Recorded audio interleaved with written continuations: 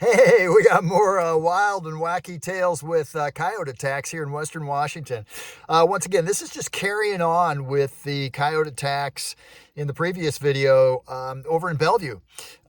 Where we're at right now is 5 coyote attacks on people in the last week.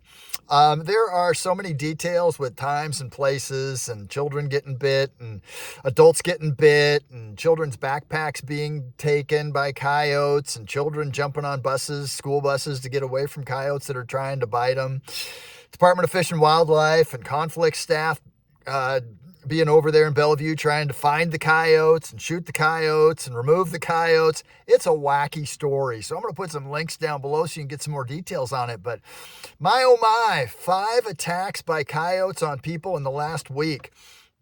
So they got the first coyote. The Department of Fish and Wildlife shot that one, sent it down to the Washington State, the place, where they send wildlife to be checked out, see if they have any diseases. And then they got a news report yesterday afternoon that they were able to shoot a second coyote. The Department of Fish and Wildlife thought that all this coyote attacking and coyotes biting people stuff was pretty much the result of 2 coyotes over there in, and we're talking about Western Washington, a place called Bellevue, over in the Bellevue area, that it was pretty much 2 bad actors.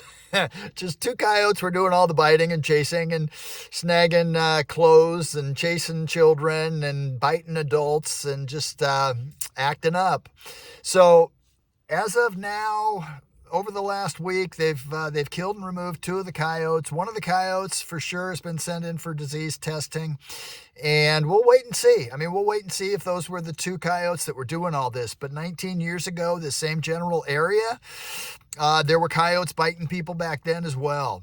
And keep in mind, a town south of Bellevue, in December, a small 5-year-old child was bitten by a coyote, and that coyote attempted to drag that child out into a forested area. So Western Washington, it is pretty wacky and wild out here.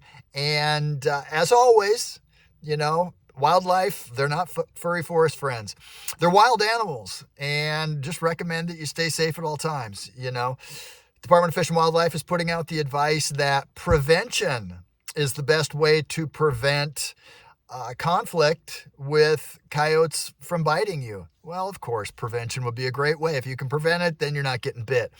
But that means, don't go out in the evenings. Don't leave your small children outside unattended. Don't leave your pets outside. Don't do things that are going to attract pets. As always, stay safe out there.